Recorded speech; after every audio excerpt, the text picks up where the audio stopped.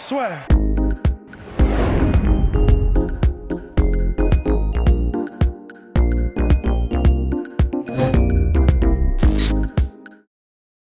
Bien, bonjour à toutes et à tous et bienvenue dans le podcast La Sueur. Avance, n'hésitez pas, s'il vous plaît, bonjour mon cher Rust, à vous abonner sur YouTube. On vient de passer les 31 000, ça nous fait énormément plaisir, mais on sait toujours qu'il y en a beaucoup qui nous écoutent et qui nous regardent et qui ne s'abonnent pas. Donc n'hésitez pas à vous abonner, ça nous ferait énormément plaisir, ça nous aide. Et puis, vous pouvez vous abonner donc sur YouTube, mais aussi, celles et ceux qui nous écoutent sur les plateformes de streaming de podcasts, à vous abonner sur ces plateformes-là. Apple Podcast, Google Podcast, Spotify et j'en passe, tout est dans la description. Ça nous ferait très plaisir. Mon cher Rust, on va parler de Khamzat Chimaev. Khamzat Chimaev, on a fait, je ne sais pas si vous le connaissez, on a fait même un petit post dédié à Khamzat. D'ailleurs, en ce moment sur La Sueur, il n'y en a que pour Khamzat, puisque les 3 derniers posts Instagram lui sont dédiés. C'est un scandale absolu. Mais bon, non, il les vaut bien. Il les vaut bien. Parce que quand même, Khamzat Chimaev, courtesy of Rusty Business, c'est 66 jours, 3 combats, 3 victoires, 3 finitions, 196 coups portés, 2 coups reçus seulement. Et hier, en co-main event de l'UFC Vegas 11, un KO en 17 secondes pour son 2e coup porté de la soirée après un middle kick. Mon cher Rust, a-t-on déjà vu ça dans l'histoire de l'Ultimate Fighting Championship ? Ah bah non, ça c'est sûr. C'est-à-dire que déjà le record, d'ailleurs dans le top 5 des gens qui ont eu 3 victoires d'affilée en un très court laps de temps, il y a Cyril Gane. Il est dans le top 5, je crois. De l'ère moderne. C'est de l'ère moderne ? Oui, parce que sinon, il y a quand même oui, bien Grasset sûr, qui a quelque chose à dire. Oui, bien sûr, oui, parce que lui, c'est dans la même nuit. Oui, non, bien sûr. Mais oui, de l'ère moderne, absolument. En tout cas, de l'ère moderne, donc, c'est historique. C'est-à-dire que donc lui, il est à 66 jours et je crois que la deuxième personne, je ne sais plus qui c'est, mais en gros, elle est à plus de 100, tu vois. Donc déjà, historique, oui, ne serait-ce que statistiquement. Après, il y a aussi le fait que donc c'est 3 victoires, 3 finitions, donc 2 soumissions, 1 KO. Non, il y en a un, c'est du ground and pound, je crois. Enfin, en tout cas, 3 finitions. Ouais. 3 performances de la soirée. En plus, ce sont dans 2 catégories de classes différentes, catégories de poids différents. C'est complètement historique. Alors en plus le de mec ça, en 66 jours, il s'est fait plus de $200 000. Plus de $200 000. Ouais, putain, ouais. En plus de ça, il est passé de, je crois que c'était genre 40 000 followers sur Instagram à 600 000 maintenant, ce qui est complètement délirant en 66 jours. Ouais. Et en plus de ça, donc ça, ce sont les statistiques. Et si maintenant on parle un petit peu du bonhomme, en fait, il le résume lui-même et c'est tellement fou. On le comparait au Khabib 2.0, c'est le grand méchant Khabib, le evil Khabib, le Khabib démoniaque, parce que c'est vrai qu'il fait flipper quand même. Ne serait-ce que par son comportement, il a des yeux, mais sans déconner, enfin, il a l'air fou, mais dans le bon sens du terme, en fait. Genre, il a tellement confiance, t'as vraiment l'impression que c'est le démon qui est en train de sortir des feux de Californie en ce moment, tu vois. Non, mais oui, mais comme quand il était à côté de Donald Cerrone pour la conférence de presse, en mode « Ah, t'es une légende, mais je vais quand même t'exploser. » C'est... Bon, bah oui. C'est ça. Et en gros, ce qu'il disait, c'est ça, c'est... comment dire, tout le monde me comparait à Khabib, tout le monde me disait c'est Khabib 2.0, c'est le Khabib des middleweight, des welterweight, etc. Mais, et là je cite Khamzat Chimaev, moi je ne suis pas Khabib, je suis Khamzat. Et en gros, il voulait montrer que il a un petit truc en plus que Khabib, c'est-à-dire que non seulement il peut déboîter, mais vraiment rouler sur les gens au sol, en termes de compétences de lutte, de grappling, de pression, etc. Mais du coup, il est en train de rajouter à son arsenal qu'il peut mettre des one-punch knockout chez les middleweight. Ça commence à devenir terrifiant. Mais vraiment, et là, le mot, il est posé, parce que les gens ont beau dire ouais, bon, c'est pas un gros calibre, c'est pas des champions, machin, mais là, c'est pas grave. Enfin, je veux dire, les 2 premiers combattants, ok, c'était pas des top 5, des top 10, mais c'était quand même des bons combattants et du calibre UFC. Gérald Merchert, c'est quand même un bon combattant à l'UFC, même si d'accord, c'est un journeyman, il a des victoires, des défaites. Et même si t'en apprends pas du tout avec le déroulé du combat. Encore que, moi, ce que j'apprends surtout, c'est que le mec est hyper opportuniste. Ah, il est opportuniste. Et puis, bon, déjà, il y a le côté... bon, disons, tu peux être aussi opportuniste que tu veux, mettre KO des gens en un coup, c'est pas donné à tout le monde. Et le faire en plus en middleweight, quand tu dis que tu es un welterweight normalement de métier, c'est flippant. C'est vraiment, vraiment, vraiment flippant. Ouais. Et en plus de ça, ce qu'on a appris aussi, c'est j'ai l'impression qu'il y a un effet Khamzat là, déjà en fait. Il y a déjà une espèce de truc, j'ai l'impression, dans la tête des adversaires, parce que ils ont été plusieurs à le dire dans le broadcast de ESPN. Qu'est-ce que c'est que ce regard Blue Steel? Ils ont été plusieurs à le dire. Je crois qu'il y avait Brett Okamoto, il y avait et évidemment Khamzat lui-même qui disait il avait confiance pendant toute la semaine, Gérald, mais il est arrivé dans la cage et il n'y avait plus personne. C'était fini. Et c'est pas faux, en fait, de l'impression que ça donne au niveau du langage corporel. Ouais. Meerschaert, c'était vraiment... il a commencé le combat, il a commencé à reculer, et en plus du côté du power punch de Khamzat, ça peut être un game plan de reculer parce qu'il a envie d'être à distance pour ne pas être mis au sol, de voir venir les amener au sol, etc. Mais dans sa manière de reculer, il n'y avait pas vraiment de confiance. C'est pas un Steven Wonderboy Thompson qui recule pour te déboîter avec un spinning back kick, tu vois. En même temps, tu es omnubilé aussi par la menace, mine de rien, quoi qu'on en dise, du sol. C'est ça. Et c'est là et on avait d'ailleurs prévenu, on l'a prévu, oui. Gros point là, j'ai peut-être un peu tardé pour le dire, s'il vous plaît. On a énormément de messages, de commentaires YouTube là-dessus sur est-ce que vous avez oublié de faire une preview sur le combat Colby Covington contre Woodley. Vous n'avez pas parlé du combat à venir de Khamzat. En fait, on fait les vidéos, faut juste regarder dans l'historique parce que le nombre de fois où on nous demande faites ci, faites ça, ou on a eu un truc, on a eu quand même 3 trucs parler d'Otman Azaïtar, on l'a interviewé 2 fois le bonhomme. Donc s'il vous plaît, regardez un petit peu l'historique parce que bon. D'où l'intérêt de s'abonner. Exactement, d'où l'intérêt de s'abonner. Et pour revenir à Khamzat, justement, on avait prévenu dans la preview qu'il y avait cette double menace. Et là, clairement, l'avantage, la grosse différence, c'est que c'est vrai que mettre des KO Brave, c'est quelque chose, mais mettre des one-punch knockout à l'UFC, c'en est une autre, parce que là, vous pouvez être sûr que ça va tourner partout et que le prochain adversaire de Khamzat Chimaev, qui pourrait très bien ne pas être Demian Maia, puisque Dana White a dit on pourrait très bien le faire combattre entre-temps avant qu'il y ait Demian Maia.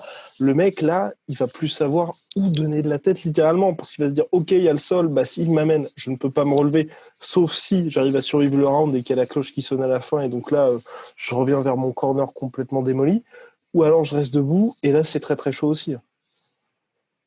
En vrai, c'est... En fait, tout à l'heure, j'étais en train de me demander, donc je mettais le combat sur l'UFC Fight Pass en me réveillant, et j'étais en train de me demander, mais est-ce qu'on a déjà vu ça, en fait? C'est-à-dire, évidemment, des gens très complets, on a déjà vu. On va pas... Alors là, c'est clair, il y en a plein, à commencer par les meilleurs de tous les temps, des Georges Saint-Pierre, des gars comme ça. Donc, des gars très complets, on en connaît. Des spécialistes, on en connaît. Ça, c'est clair, hein, Demian Maia, Wonderboy Thompson, Ngannou, on peut aller en chercher partout. Des gens où tu te dis, ils peuvent tout faire. Et on a aussi des gens qui sont, par exemple, très bons au sol et qui commencent à mettre des KO, par exemple, des Jacare Souza, des mecs comme Romero qui peuvent faire de la lutte et puis quand même, en fait, leur spécialité, c'est de te mettre des genoux sautés dans la mâchoire, etc.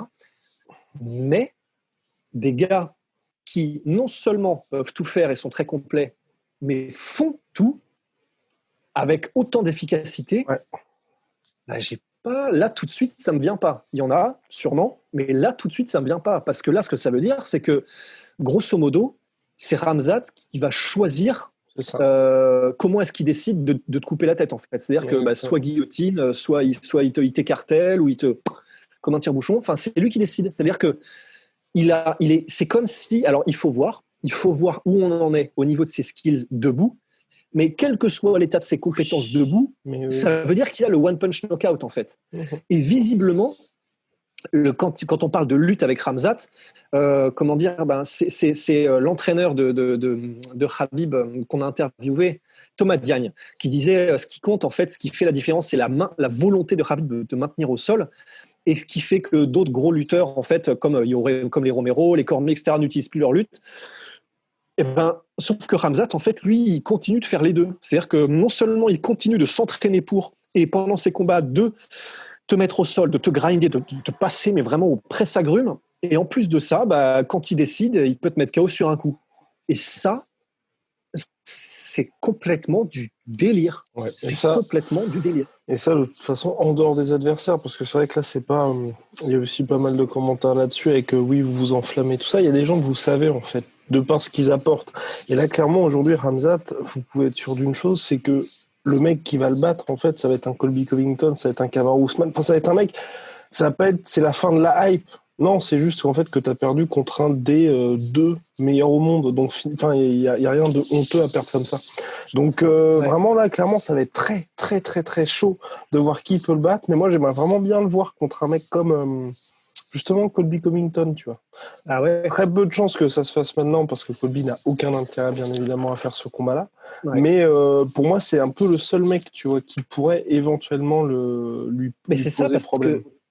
Parce que qu'est-ce qu'on fait en fait? Le problème, c'est que. Alors, il y a aussi un gars, et d'ailleurs, je suis tombé absolument fan de ce gars-là. Alors, j'ai d'abord vu son interview, je suis tombé absolument amoureux de ce gars. J'ai vu son combat et il était stylé et créatif, mais j'ai un peu moins d'espoir. C'est, comment s'appelle-t-il? Kevin Holland. Ouais. Et Kevin Holland il a call out Khamzat Chimaev. Ouais. Si vraiment Khamzat veut combattre très vite, je pense que Kevin Holland sera chaud. Donc, au moins, il y a un combattant qui demande Khamzat. C'est déjà extraordinaire. Mais sinon, en fait, c'est vrai, qu'est-ce qu'on fait? Parce que le problème, c'est que Demian Maia, il a dit que c'était probablement son combat de retraite. Ouais. Je vois pas vraiment l'intérêt qu'il a à affronter Khamzat pour son combat de retraite. Ah, moi aussi. Ça fait comment? Un peu, par exemple, comme c'était des conditions différentes, mais tu vois, le Pavlovich Overeem, tu vois. T'as l'espèce de daron qui arrive pour un petit peu calmer le petit jeu en disant, écoute, tu vois, il y a quand même des niveaux dans ce jeu, quoi. Ouais, mais là, le daron, il sait qu'il s'arrête juste après. Overeem, tu sais, on savait qu'il continuait. Oui. Là, Demian Maia, je me dis, comme il repart pas pour un run pour le titre, il a aucun intérêt, entre guillemets, à part celui de, effectivement, casser la hype de Khamzat. Mais tu vois, si jamais Demian Maia bat Khamzat Chimaev, sur le Wikipédia, en fait, on verra juste, ah oui, il a battu un petit prospect, parce que Wikipédia, ce sera des chiffres froids, et on se souviendra peut-être pas que c'était un énorme, monstrueux prospect comme on n'en a jamais vu. Donc, il faut voir. Mais ouais, c'est ça, en fait. Le problème, c'est que Khamzat, il est en train de faire un truc, enfin, tu sais, c'est comme, il y a des moments où, je regarde plus vraiment de football, mais tu sais, tu regardes un match, et il y a des moments où il y a une équipe, genre le Barça de la belle époque, ou un truc comme ça, ils vont faire des passes, ça va être tellement facile, et ils vont aller marquer un but, mais tu as l'impression, tu te dis, ah ouais, en fait, mais le foot, c'est débile, il suffit juste d'aller de tirer dans une cage hyper grande. Khamzat, il donne un peu cette impression, il donne l'impression que, oui, mais enfin, c'est facile, en fait, le MMA, tu as juste à donner un coup au mec, tu le mets KO, c'est bon, ou alors tu l'emmènes au sol, et il ne rencontre tellement aucun obstacle, il rencontre tellement aucune résistance, qu'il fait passer le MMA pour un sport qui est presque trop simple, en fait. Et ça, c'est comme tu disais, c'est-à-dire que, évidemment, il y a le calibre qui n'est pas du calibre top 15, top 10, etc. Il faut aussi se focaliser sur ce qu'il fait. C'est-à-dire, c'est un peu comme Ngannou. Ngannou, quand il mettait des KO à Luis Enrique au début à l'UFC, tu peux te dire, c'est Luis Enrique. Tu peux aussi te dire, qui fait ça, tu vois. Et ouais, Khamzat, il en est là, il en est au point où on se demande, qui fait ça?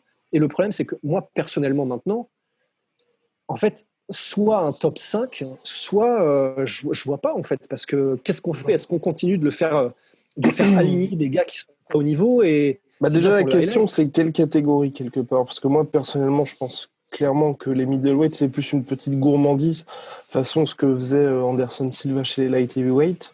Ouais.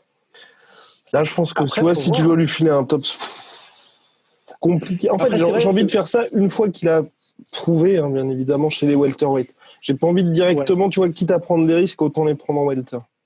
Ouais, mais après, au niveau de la hype, ça peut être intéressant et ça peut se vendre de façon intéressante de dire, tu sais, imagine, il a tout détruit chez les middleweight, il était déjà trop puissant pour les middleweight, il descend chez les welterweight, s'il était trop puissant, la catégorie au-dessus, courez pour vos mères, quoi. Ouais. Après, je sais pas, l'inverse, c'est plus noble, tu sais, de dire tu montes une fois que tu as fait le... Ça, c'est vrai. Ça, non, je suis d'accord. Puis là, attends, tu vois Hamza Tuel Romero. Non. Voilà. Oui, mais voilà, c'est pour ça. D'un autre côté, voilà, on a envie de dire soit un top 5, mais effectivement, top 5 middleweight, c'est chaud quand même, effectivement. Parce que ce soit Romero, Costa ou Adesanya, je ne sais plus qui sont, je crois que c'est Hermanson ou peut-être Darren Till ou Whittaker. 5e, Romero, il est 5, 4e Hermanson, 3e Cannonier, 2e Costa, 1er Whittaker. Ah oui, oui, parce que je suis fan de Darren Till, j'ai tendance à vouloir le mettre dans le top 5, mais Il est effectivement, non. sixième. Il est sixième. Il est sixième. Ah là, c'est pareil alors, il y est presque. Et, ouais, donc oui, effectivement, c'est compliqué. Parce que même Whittaker, bah, en soi, même Darren Till qui est sixième, c'est pas évident quand même. C'est peut-être, entre guillemets, avec Hermanson dans le top 6, du coup, c'est peut-être Darren Till et Hermanson qui sont les plus prenables pour Khamzat. Et encore, je dis les plus prenables, c'est pas pour autant que c'est évident. Ouais. Mais c'est vrai que sinon, c'est compliqué. C'est vrai qu'au moins, en welterweight, on le voit un peu plus. Parce que là, la raison pour laquelle je dis ça, et je pense que c'est pareil pour toi, c'est au niveau puissance, en fait, au niveau physique. C'est ça. Parce que. Bon, il après, cut il y a pas aussi. énormément là aussi. Après, il cut pas énormément parce qu'il sait qu'il va revenir en welterweight aussi. Ouais, mais par exemple, même contre Gerald Meschert, pendant les pesées, clairement, j'étais en mode ah oui, donc Meschert est plus gros. Ouais, et si c'est Meschert, j'ose même pas imaginer ce que ça va donner contre Costa ou Romero, tu vois. Mais effectivement, du coup, il a peut-être intérêt d'abord à comment dire, à ne pas griller sa carrière en essayant de faire les deux en même temps, en flinguant un peu son corps, en voulant faire les deux en même temps. C'est effectivement le plus sage, ce serait peut-être qu'il se mette dans une catégorie et donc welterweight. Il essaye de voir s'il peut tout démonter dans la catégorie et ensuite, s'il y arrive, il monte. Mais j'ai presque envie de dire Léon Edwards, mais c'est horrible. Mais à voir, mon cher. Parce que pour le coup, juste, ce sera mon dernier mot promis, mais pour le coup, Léon Edwards, qui est en recherche de hype, si jamais il bat Khamzat, là, il aura plus, paradoxalement, mais alors que c'est lui qui est censé être mieux classé, plus de hype que jamais. Ouais, mais dans ce cas-là, il faut que l'UFC mette quelque chose dans la balance, tu vois. Un peu à la manière de ce qu'avait eu Adesanya quand il avait affronté Anderson Silva, dans le sens où jamais de la vie, tu vois, tu sécurises un title shot aujourd'hui en affrontant Anderson Silva. Mais du coup, pour avoir ça, tu vois, ils disent, si tu bats Khamzat, tu as le title shot pour la catégorie welterweight. Parce que sinon, pour lui, tu vois, c'est quand même un peu... tu lui manques un peu de respect. Tu lui manques un petit peu de respect. Oui, non, c'est sûr. C'est sûr. Mais le problème, c'est que qui, du coup pardon. Mais le problème, c'est qui, en fait Qui? Parce que c'est toi le matchmaker, hein. C'est toi qui as toujours les bonnes idées, mais là, je vois pas. Hein. Ah bah moi je sais, je sais. Ah, Colby Covington contre Leon Edwards. Ah oui, contre Leon Edwards. Ah oui, non mais moi je parlais pour Khamzat. Ah pour Khamzat. Bah là le prochain combat, je pense qu'ils vont lui filer un nobody. Enfin un nobody, toute proportion gardée bien évidemment, mais ça va être genre Kevin Holland du coup. Ça va être même pas Kevin Holland. Je pense que ça va être un mec voilà en journeyman et puis ensuite juste tu vois pour ajouter encore au niveau des chiffres et tout ça et ensuite il lui file Demian Maia. Je pense qu'ils vont rester là-dessus. Ouais, bah, mais je vois pas, ouais, peut-être. Mais parce que là, en fait, je pense que les gens sont en mode, bon, ok, non seulement il a montré qu'il était chaud au sol, mais maintenant il a montré qu'il pouvait mettre des KO. En fait, je pense que les gens sont en mode, bon, maintenant on en sait quand même pas mal sur tous les niveaux. Il est temps qu'il passe à la vitesse au-dessus. Je sais pas si les gens se satisferaient d'un nobody, tu vois. Ah oui, mais je sais, ils en ont rien à foutre. T'as pas le temps là. Regarde, on est le 20 septembre. Tu veux le faire combattre Demian Maia sur la Fight Island avec un mec entre temps. Si tu veux lui filer un vrai nom, n'importe quel mec qui a un vrai nom, il va dire bah je combats pas en short notice. Donc du coup, t'es obligé d'avoir un gars qui est pas au top. Ouais. Tu vois, c'est ce que et si en plus t'as la promesse Demian Maia, si l'UFC ils font clairement le truc, c'est sûr, il affronte Demian Maia ensuite, tu vois, je dis n'importe quoi, le 21 novembre et que mi-octobre on a ce mec là les gens, tu vois, tu te dis bon bah ok, vous nous faites patienter avec ça. Mais effectivement, si par contre t'as pas de promesse Demian Maia et que tu dis bon bah là vous passez votre temps à lui filer des mecs qui sont pas à son niveau.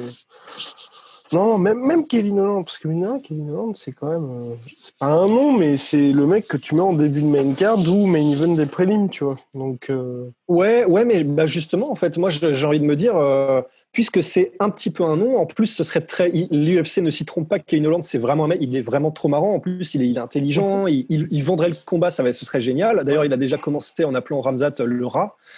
Et du coup, bah, comme c'est quelqu'un qui est un petit peu un nom, mais pas trop non plus, il sort d'une semi-victoire parce que clairement pour moi il a gagné au point de perdre le combat. Il le savait. D'ailleurs, nous aurons très bientôt Darren Stewart en interview.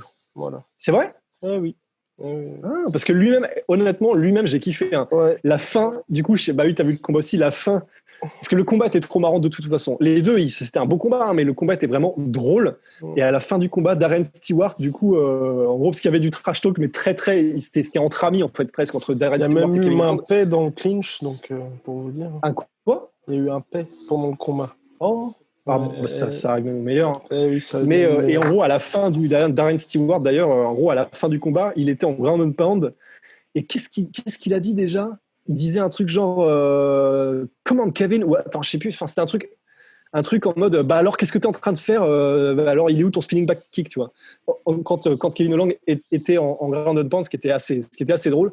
Mais ouais, donc Kevin Holland pour moi ce serait parfait justement parce que c'est un petit peu un nom mais pas trop, il est chaud et voilà, ça sent aussi bon que la fin de café que tu viens de humer dans ta tasse. Eh bien moi mon cher Ross, je vous le dis. Non, c'est compliqué, très très compliqué. Moi, je pense qu'ils peuvent pas faire ça l'UFC. Et c'est pour ça aussi ils vont pousser Demian Maia. Parce que le problème aussi, mine de rien, de Khamzat Chimaev, c'est que c'est le mec qui monte, mais il détruit tous les adversaires. Donc tu peux pas te permettre de lui mettre des noms. Ça, c'est vrai. Sauf des mecs qui ne servent à rien. Quand je dis qu'ils servent à rien, toute proportion à l'aise, c'est par exemple, tu vois, Demian Maia, il pète un nom, mais le mec est à la retraite. Donc du coup, tu t'en débarrasses, il n'y a pas de souci. Kevin Holland, le problème, c'est que il y a Khamzat Chimaev qui l'affronte. Soit Kevin Holland brise la hype, soit, ce qui est quand même le plus probable, c'est Khamzat qui lui roule dessus. Ensuite, tu es obligé de te dire, il faut que Kevin Holland revienne avec 5 victoires consécutives pour ensuite le vendre comme un mec crédible, tu vois. Sachant que c'est pas non plus un vrai nom. Enfin, un vrai nom. C'est pas comme Cowboy Cerrone qui peut être sur 3-4 défaites consécutives et tu peux toujours avoir une tonne de highlights sur lui. Ouais, c'est vrai. Donc, mais après, en fait, moi, je me dis... Kevin Holland, même si je suis un nouveau fan et que je l'adore, enfin honnêtement sa conférence de presse, j'ai regardé sa conférence de presse avant son combat de cette nuit et je suis tombé amoureux. Même si je l'adore, maintenant que je l'ai vu combattre, je suis pas sûr qu'il ira très loin en fait. Et du coup, est-ce que tu grilles une carte prospect? Pas vraiment quoi. Non plus, tu grilles pas de carte prospect. Mais je sais pas. À mon avis, clairement, c'est pas les plans de l'UFC. Je pense vraiment, moi, c'est tu as encore un journeyman, Demian Maia, et ensuite ils te foutent du top 5 et début 2021, c'est le titre. On va passer au reste maintenant, au main event, parce qu'on m'a même pas consacré de vidéo à ce main event, parce que je suis vénère pour Tyron Woodley. Tyron Woodley qui est venu prendre le shake avec une certaine maestria d'ailleurs. Il nous a refait la spéciale de « Vous inquiétez pas, I will let my hands go ». Que dalle Tyron Woodley. La spéciale aussi de son cher coach qui est en mode « je veux plus d'activité Tyron, merci, mais encore ». Le seul truc que j'ai envie de dire, c'est il a réussi à ralentir le TGV Colby Covington en clinch où il l'a quelque peu nullifié, mais c'est tout. Et tout ça pour finir sur une défaite par TKO, blessure de la côte. Franchement, moi ça m'énerve. Ça m'énerve parce que t'en tires rien d'une victoire comme ça. Mais en fait, le problème, c'est que je vois pas ce qu'il vient faire là, en fait. Parce que le problème, c'est que il prend l'argent parce qu'il est quand même payé. C'est ça, il prend l'argent, mais il y a... Comment dire, humainement, est-ce qu'on peut vraiment lui en vouloir de venir pour prendre l'argent? Il a pris 200 000. Il a pris 200 000. Voilà, bon, et puis je veux dire, c'est compréhensible. Il a des gamins et il se dit c'est le meilleur moyen que j'ai de faire de l'argent entre guillemets rapidement. Hashtag la question est vite répondue. Mais du coup, je comprends qu'ils viennent, qu'ils prennent le chèque. C'est toujours ça de prix pour sa famille, etc. Cela dit, mais dans un combat comme ça, tu peux pas faire ça dans un combat comme ça. Et c'est ça. Et le problème, c'est que tu peux pas faire ça dans un combat comme ça. Fais ça contre Magny. Ouais, Magny. Mais c'est vrai que, comment dire, faire ça dans un combat comme ça, où il y a de la hype, où en plus toi-même, en fait, ce qui m'énerve, c'est que au fond de lui, évidemment qu'il doit le savoir, et évidemment que pendant tout ce camp d'entraînement, il le savait, qu'il était mentalement, ça a jamais été un énorme mental, Tyron Woodley, mais là, c'est un énorme mental. C'est pas un énorme mental qui, en plus, n'a même plus envie de combattre, en fait. C'est un gars qui est tellement talentueux. Il a certains combats qui ont été magnifiques, d'autres un peu plus chiants, mais bon, c'est inné. C'est pas inné, c'est inhérent aux gens qui sont ultra explosifs et qui, quand ils sont champions, 5 rounds, mais t'es explosif, donc tu dois te ménager. C'est l'histoire de la vie pour les gens qui ont ce morphotype. Mais Là, effectivement, il sait qu'il est fini, visiblement. Que ce soit contre Ousmane, contre Burns et contre Covington, il n'a jamais eu, ne serait-ce qu'envie de gagner. Et le problème, c'est que tu vois, tu disais, au moins, il a nullifié. Ouais, c'est ça. Au moins, il a nullifié le clinch, etc. Mais moi, je trouve ça encore pire parce que ça veut dire que, en gros, il était en mode 11 dans la cage, en fait, 11 en défense. Et on n'a même pas envie de gagner. On est juste là pour essayer de prendre le moins de dommages possible. Je trouve ça encore pire. Parce que je trouve que je comprends que ce soit humainement, je comprends parce qu'il veut de l'argent pour sa famille, machin, ou même pour lui, j'en sais rien. Mais bon, je comprends. Mais je trouve que c'est pas très, comment dire, il y a un côté, même si je comprends, qui est pas très respectable, de vendre ça comme ça en disant je vais lui faire tellement mal que, en gros, il va oublier sa jeunesse ou j'en sais rien. Ça fait 2 combats de suite qui nous fait ça. Ouais, voilà. Et là, je trouve qu'il y a un côté où soit, et je sais, on peut pas lui en vouloir, mais soit tu dis, écoutez, là, je combats pour voir où j'en suis dans ma carrière, je vais donner le meilleur de moi-même, mais effectivement, les 2 combats derniers... tu fais une Robbie Lawler, comme Robbie Lawler maintenant, tu vois, où il nous promet rien du tout, tu vois. Ouais, voilà, à la limite, voilà. Ou alors on s'accroche juste à l'espoir de Robbie Lawler de le retrouver, mais lui-même, tu vois, lui-même est plus en mode je vais le mettre KO, je vous promets l'enfer. Non, mais c'est ça. Ouais. C'est là le problème, c'est que quand tu fais du trash talk et que non seulement il n'y a rien derrière, mais que tu savais dès le début qu'il n'y aurait rien derrière, ça ne plaît pas du tout aux fans, parce que les fans ont l'impression d'être trompés. Et malgré tout, même si, oui, il y en a un qui en a gros là.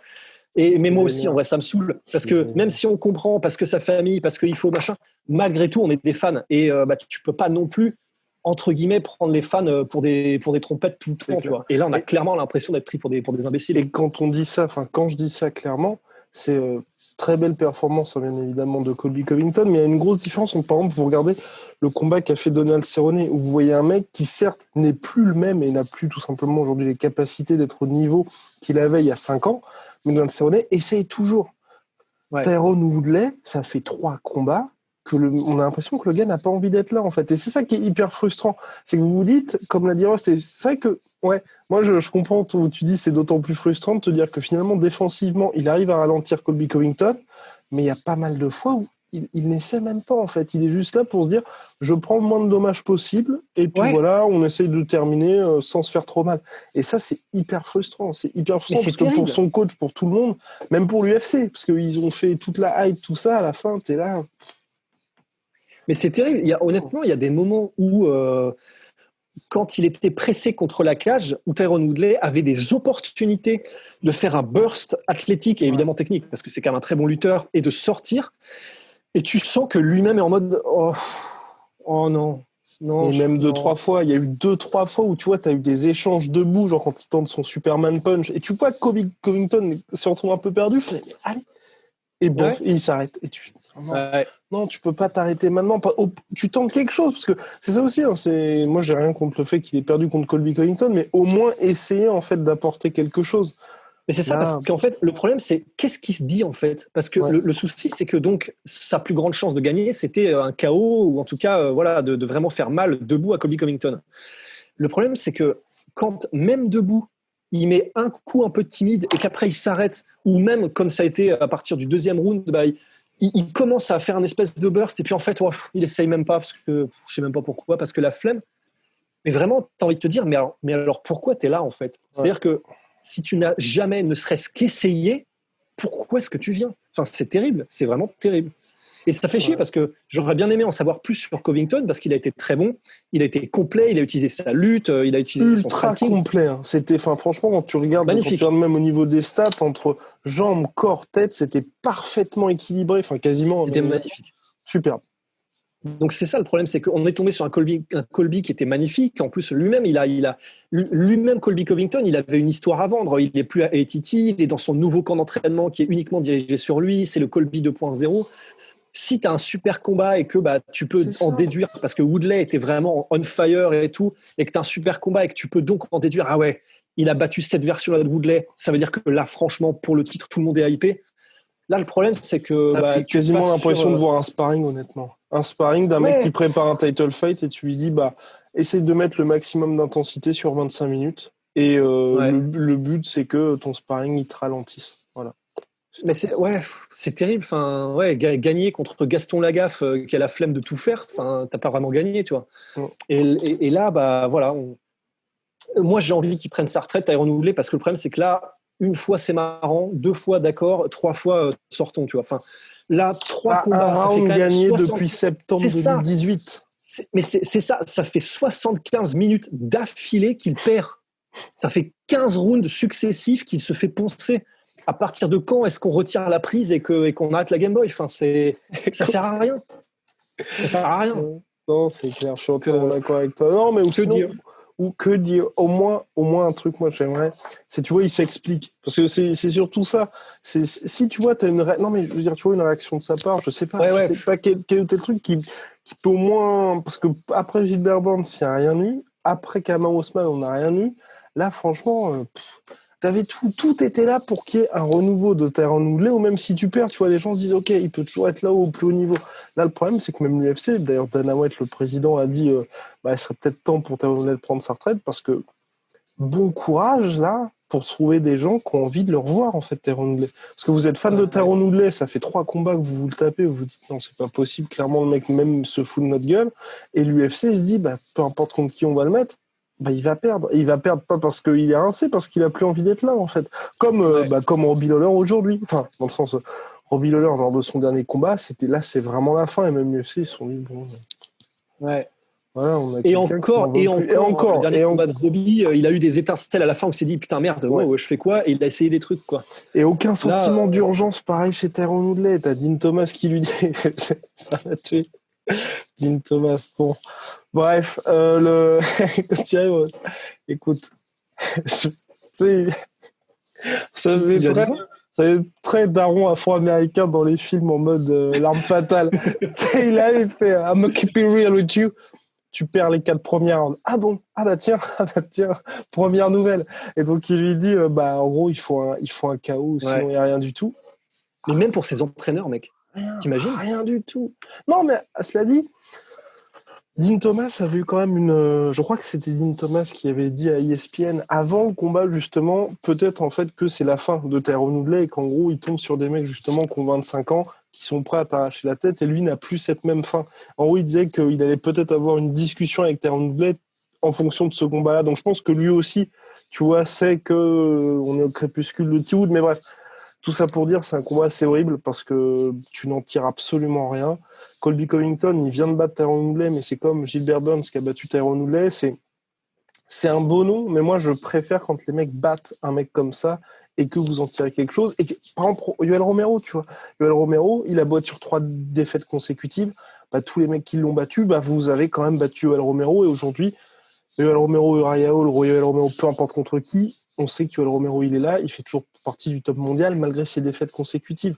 Là, c'est exactement la même situation avec Tyron Woodley, sauf que le mec n'a plus envie d'être là et chaque fois que les mecs le battent, on n'en tire rien du tout. Donc, à part le nom sur Wikipédia. Putain, ça Ouais, mais qui donc est d'évaluer chaque combat un peu plus. Donc c'est vrai que maintenant, la seule solution, ce serait si jamais il veut continuer Woodley, de le mettre contre un newcomer, un gars. Non, tu lui files Chimaev. Non, mais moi aussi, c'est ça. Ouais, non, mais j'avoue, par contre, ouais.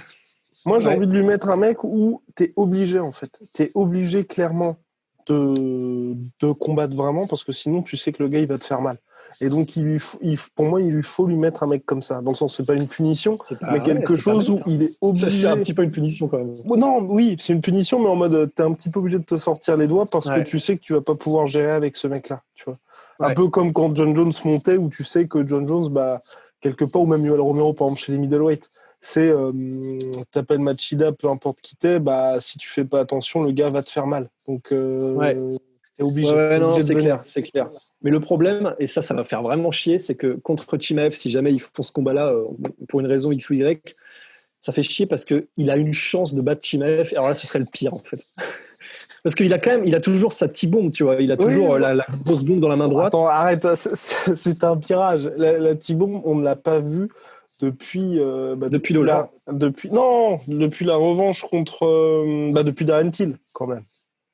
Oui, c'est vrai, t'as raison. quand même. Quand même, ouais. Quand même. Non, depuis Darren Till, mais depuis, honnêtement, on ne la voit pas. Il n'a même pas essayé.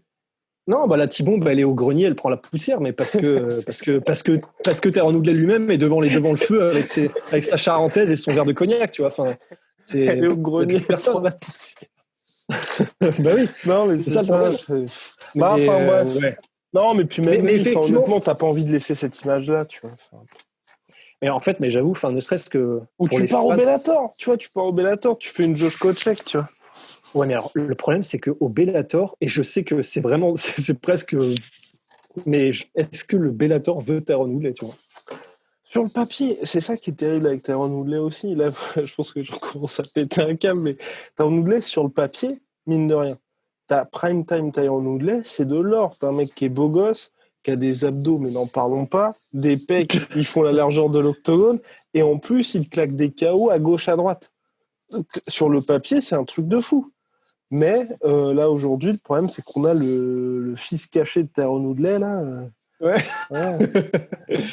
Mais oui, mais le problème, c'est que si Tyron Woodley n'est pas motivé par la vision d'un titre à l'UFC ou par le paycheck à l'UFC, où est-ce qu'il va trouver la motivation au Bellator, quoi? Oui, non, je suis d'accord avec toi. Non, mais après, c'est un mec faut qu'il retrouve la flamme. Mais bref, exit Tyron Ouais. Goblet. Vivement le retour de Tyron Woodley. Voilà. Non, mais c'est terrible. C'est terrible. En tout cas, bravo Colby Covington. Moi, j'ai apprécié aussi. On a reçu des messages par rapport à ça. Plusieurs personnes qui ont été choquées par Colby Covington et son trash talking et tout. Là, c'est vrai qu'il a encore accéléré, accéléré Colby.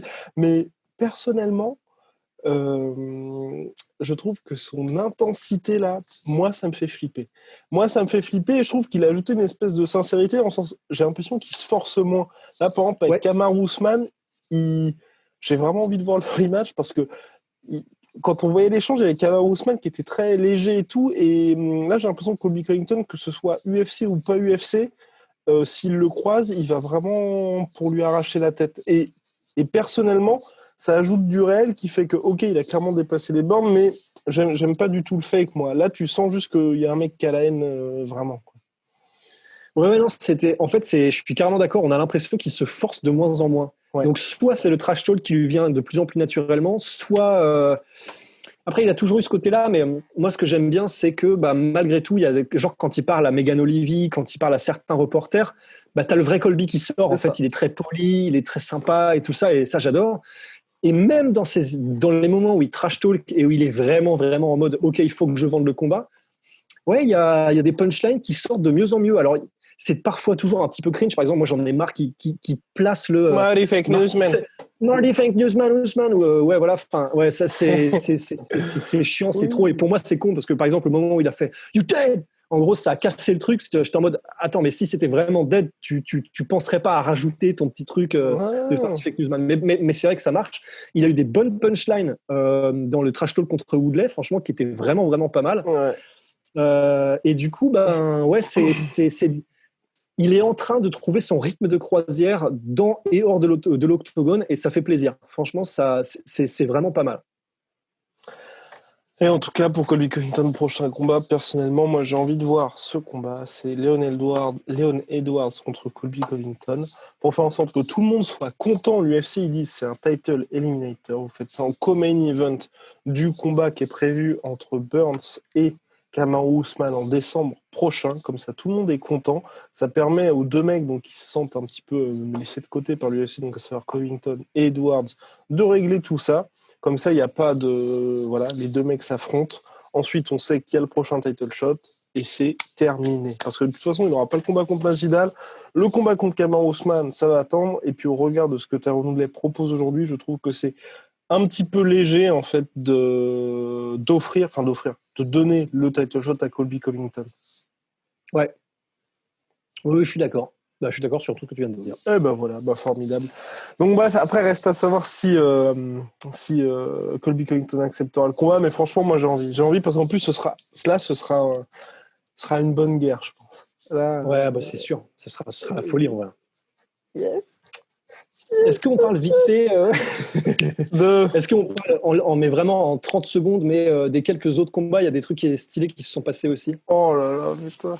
Bon, allez, Très vite fait. on va te parler très très vite fait de Johnny Walker, Texas Ranger. Ah Magnifique. oui, et encore, on peut aller vite, Même parce pas. que Johnny Allez. Walker... oui, Pas oui, le, bah, on peut. le Bah, seul mec qui est satisfait après avoir fait n'importe quoi. Voilà. ouais, parce que je ne sais pas où est-ce qu'il va à partir de là, mais là, il a gagné en 3 minutes par KO. Mais le KO, c'était vraiment une pièce et on regarde qu'il tombe KO parce qu'il a été knockdown lui-même 2 fois sur les mêmes erreurs où il fait n'importe quoi en défense de striking. C'est simplement parce que Ryan Spann s'est précipité et puis que heureusement il est quand même assez puissant. Mais je n'ai aucun espoir maintenant en Johnny Walker pour quoi que ce soit. Non. Donc il y avait Johnny Walker, il y a aussi Mackenzie Dern, mais encore une fois c'était. Oh non, j'ai trouvé que c'était propre. Hein. C'était assez propre. Alors la soumission elle est propre. La soumission elle est propre, sauf que la soumission elle vient à partir du moment où donc il y a des premiers échanges debout dans le combat. Debout, c'est flippant tellement c'est vraiment pas du bon niveau en termes de striking de la part de Mackenzie Dern. Après, franchement, moi, je te trouve un petit peu dur, hein, parce que quand elle glisse, là, quand elle...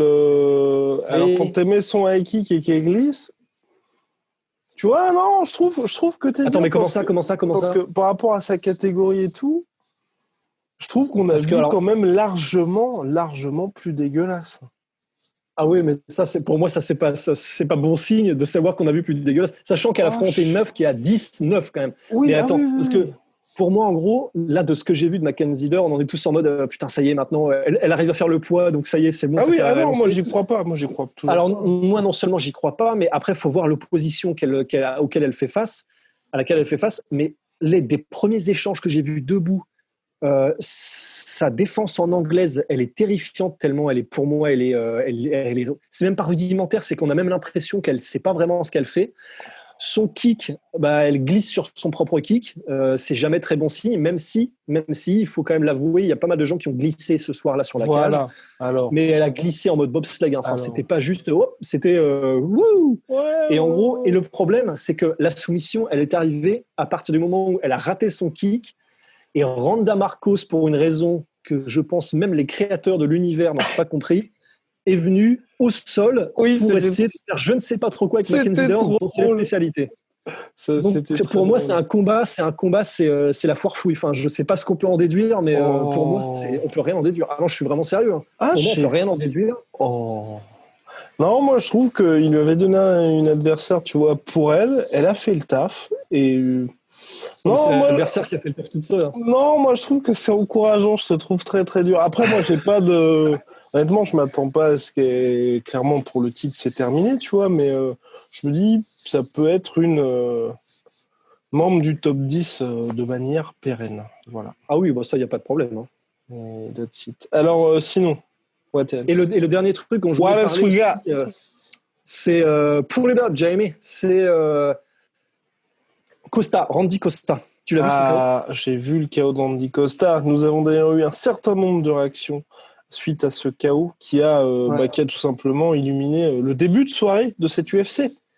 Oui, parce que il sortait déjà d'un KO monstrueux contre Boston Salmon. C'est un vrai prénom, non, hein, c'est Boston Salmon, le saumon de Boston. Et en gros, il avait déjà, mais c'est fou hein, quand on y pense. Je sais pas à quoi pensaient les parents, mais ils se sont dit c'est une bonne idée d'appeler son gamin Boston. Et quand ton nom c'est Salmon, enfin ça n'a aucun sens. Mais en tout cas, le KO était déjà c'était un KO en plusieurs fois contre Boston Salmon. Le mec a été knockdown 2 ou 3 fois dans le combat, et tu sentais déjà que là Randy Costa c'était vraiment quelqu'un de spécial. Ouais. Et là son KO, il est magnifique. Mmh. C'est vraiment il fait un petit peu une spéciale. Il fait un petit peu une spéciale Cowboy Cerrone où en fait il commence à te feinter, et après une fois qu'il voit comment est-ce que tu réagis à son direct et que tu te penches vers le côté où il peut mettre son kick, et en gros il feinte avec son bras gauche et il vient avec le kick du même côté parce qu'il sait que toi voilà, pour accompagner le mouvement, parce qu'il sait que toi tu seras en train de te pencher de ce côté-là pour éviter. Le KO il est parfait, il est textbook, techniquement c'est magnifique, au niveau lecture du jeu ou au niveau, ça se trouve ils l'ont travaillé aussi en entraînement, c'était magnifique. C'est magnifique, et voilà, je tenais à lui rendre hommage parce que c'est beau ce qu'il a fait. Bien. Et bien sur ce, ladies and gentlemen, je vais vous souhaiter une très très bonne soirée. Rust se joint à moi dans ses vœux, somme toute un très commun. Bien, alors, big shout out to Venom, moins de 10% sur tout avec le code La Sueur, collection Lomachenko, collection One FC, collection, je monte là, mais vous ne le voyez pas, mais il y a la collection One FC juste ici. Et puis il y a aussi Giorgio, il y a un petit peu tout. Puis bien évidemment, Venom, sponsor historique du podcast MyProtein, sponsor historique historique du podcast La Sueur, moins 38%, surtout avec le code La Sueur. À très très vite. C'est moins 30% et surtout avec le code La Sueur. Et surtout avec le code La Sueur. Swear.